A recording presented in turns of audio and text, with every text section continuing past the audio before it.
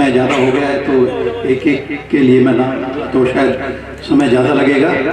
कोशिश करूँगा जितने कम समय में। सम्मान की बात है क्योंकि व्यक्ति उसके विचारों से और वो क्या है ना कि उसके पद से, उससे जाना जाता है, उससे जाना जाना चाहिए। सच्ची शिक्षा यही है। अच्छी शिक्षा आपको मिलेगी, गुणवत्तापूर्ण शिक्षा अगर आपको मिलेगी तो जरूरी नहीं है कि आपको नौकरी मिल जाए।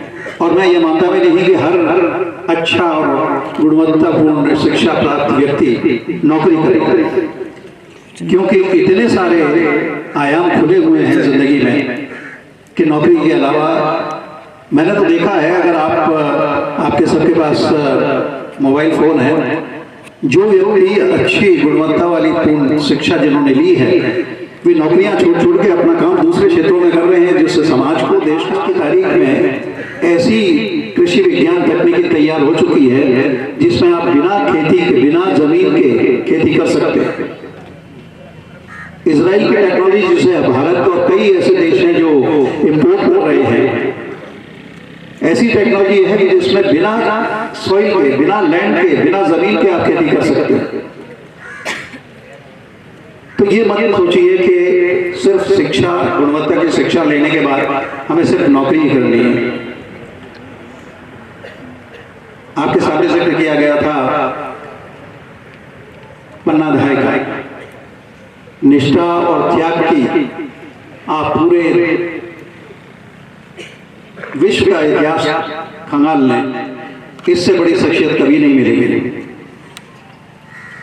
जिसमें वो जो गुण था निष्ठा और त्याग का, तो आप में कमी कहीं भी नहीं है। और कार्य क्षेत्र कोई भी बुरा नहीं होता है। आजकल फैशन में भी लोग जो है इतना नाम कमाते हैं, खाना बनाने में लोग इतना नाम कमाते हैं। कई माताएं, बहनें, बच्चियां होंगी जो वो खाना बहुत अच्छा बनाती हैं। आजकल न्यूट्रिशन की क्या खाना चाहिए, क्या नहीं खाना चाहिए, ये भी एक शिक्षा का विषय है और इसमें लोग अपना बहुत अच्छा कैरियर बना रहे हैं। तो ये मत सोचिए कि ये काम बुरा है, ये काम बड़ा है। काम कोई भी बड़ा या छोटा नहीं होता, आप उसमें अपनी मंजिल कहाँ तलाशते हैं, कहाँ पहुंचते हैं, वो इम्पोर्टेंट है। आज आपके सामने मैं यहाँ पर हूँ तो इसका जो मुख्य कारण है और जो मुख्य क्या केवल कारण है वो क्वालिटी एजुकेशन है और कुछ भी नहीं है। अगर आप अपना संवाद, अपनी बात प्रभावपूर्ण तरीके से कह सकते हैं तो एक आप अच्छे अधिवक्ता बन सकते हैं। उन डिग्रियों को लेने वाले देश में, प्रदेश में एक नहीं, बहुत सारे आपको हजारों लाखों की तादाद में मिल जाएंगे। लेकिन ऐसा क्या होता है कि एक व्यक्ति की, एक वकील की कही हुई बात को जज तवज्जो देता है, उसको सुनता है और उसके ऊपर विचार करता है, दूसरे के पे नहीं करता है, जबकि वही किताबें दोनों ही वकीलों ने पढ़ी हुई होती हैं। तो उसमें आप उसके अलावा क्या पढ़ते हैं, अपनी बात को किस तरह से कहते हैं, ये सारी चीजें आती हैं गुणवत्ता से। मैं जिक्र फिर करना चाहूंगा जो कि हुआ है कई बार, गांधी जी के बारे में, नेहरू जी के बारे में, डॉक्टर बी आर अम्बेडकर के बारे में, सरदार वल्लभ भाई पटेल के बारे में। इन सब में जो एक कॉमन चीज थी वो यही थी कि इन सबकी शिक्षा उच्च कोटि की, सभी की शिक्षा विदेशों में हुई, अच्छी से अच्छी शिक्षा मिली और उन्होंने वो मुकाम हासिल किए अपनी जिंदगी में कि आज हम उनसे प्रेरणा लेते हैं। सरदार वल्लभ भाई पटेल जिसने कुछ ही महीनों में पूरे देश को एक माला में पिरो दिया, जबकि कई देश ऐसे हैं जहां आज 30-30 साल हो गए, केवल एक 4 क्षेत्रों को वो इकट्ठा नहीं कर पाए हैं। तो ये सब नतीजा निकलता है आपकी क्वालिटी एजुकेशन से। हमारे देश में शिक्षा का क्या स्तर है, एक आपको छोटा सा उदाहरण देता हूं। एक एनजीओ है जिसका शॉर्ट फॉर्म हम कहते हैं PISA, programme for international student assessment. ये वो संस्था है जो किसी भी देश के 15 से 16 साल के बच्चों का, उसकी शिक्षा का आकलन करते हैं, फिर उस देश में शिक्षा का क्या स्तर है उसके क्रोनोलॉजी उसको देते हैं, पहला, दूसरा, तीसरे नंबर का स्थान देते हैं।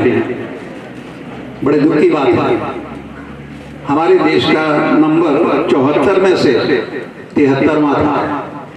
ये 2009 की सर्वे है। आप अपने मोबाइल पे PISA टाइप करके देखिए कि हमारा देश कहाँ खड़ा हुआ है। तो जब देश के स्तर पे शिक्षा का ये हाल है, तो गुणवत्तापूर्ण की शिक्षा की कितनी आवश्यकता है और आपको कितना ध्यान देना चाहिए, ये बात आपको समझ लेनी चाहिए। आदि गुरु ने बहुत इसके बाद में कहा, आपको अच्छी शिक्षा प्राप्त करें और पूरे डिवोशन के साथ प्राप्त करें। अब आदि गुरु की बात, जैसा उनका नाम है, आदि काल से ही चली आ रही है, वो सही है, क्योंकि कोई बात इतने दिनों से, इतने काल से चली आ रही है तो उसमें कुछ तो सत्यता है, तभी वो चली आ रही है। सच और झूठ, अब क्योंकि वक्त बहुत कम रह गया है, वरना मैं आपके साथ एक अपनी छोटी सी कहानी शेयर करना चाहता था। जब मैं पढ़ता था तो ये कहानी हमारे गुरुजनों ने मुझे सुनाई थी। आज से करीब 200 साल पुरानी बात है। ऐसा कहा कि सच और झूठ दोनों की मुलाकात हो गई। तो झूठ ने कहा कि देखो आज का दिन कितना अच्छा है, कितना सुंदर है, मौसम कितना सुहाना है, बसंत ऋतु है। अब सच ने देखा ये तो झूठ है, तो उसको भरोसा नहीं हुआ, लेकिन उसने फिर देखा, अपने चारों तरफ देखा, आसमान की तरफ देखा, बिल्कुल नीला आसमान, अच्छी बसंत ऋतु, न ज़्यादा धूप न गर्मी, फूलों की खुशबू, और समझ लगा कि झूठ भी सच बोल रहा है। थोड़ा आगे चले तो एक कुआं दिखा। तो झूठ ने फिर कहा कि इस कुएं का पानी बहुत अच्छा है, शुद्ध है, क्यों नहीं हम इसमें नहा लें, जल क्रीड़ा कर लें। फिर भी सच को थोड़ा, क्योंकि झूठ है आखिर, लेकिन जब पानी को उसने चखा, पी के देखा तो वास्तव में पानी अच्छा था। तो दोनों उसमें नहाने के लिए चले गए, जल क्रीड़ा करने लगे।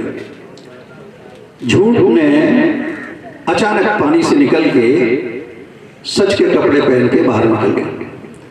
जब सच ने ये देखा कि मेरे कपड़े ये लेके जा रहा है, तो वो भी उसके पीछे पीछे भागा, वो भी एकदम पानी से निकला। तो झूठ अपने कपड़े तो एक गांव के पास में छोड़ गया और सच के कपड़े पहने हुए चला गया। अब जो भी बात वो कहता, क्योंकि कपड़े तो सच के पहन रखे थे, तो लोग उस पर विश्वास कर लेते, लेकिन था तो झूठ। अब झूठ ने जब अपने कपड़े लेने के लिए वापस वहां पहुंचा, तो गांव ने उसको देखा कि वो तो बिना निर्वस्त्र है। तो बड़ा उसके ऊपर गौर किया कि किस तरह से आप जो है निर्वस्त्र होकर गांव में आ गए। तो झूठ जाके वापस कुएं में छुप गया और वो अभी भी पानी में। तो कहने का अर्थ ये है, और इस दरमियान झूठ जो सच के कपड़े पहने घूम रहा है, उसने बहुत लंबी यात्रा कर ली है। करीब 200 वर्ष पुरानी ये कहानी है जो मेरे गुरुजनों ने सुनाई थी।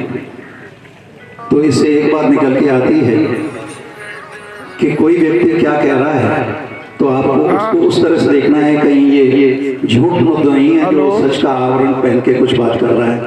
हेलो, टाइमलाइन ऐसी होती है। तो झूठ और सच में डिफरेंस करना, क्या सही है क्या हकीकत है, कैसे उसको लपेट के परोसा जा रहा है आपको, इसमें आपको भेद करना चाहिए।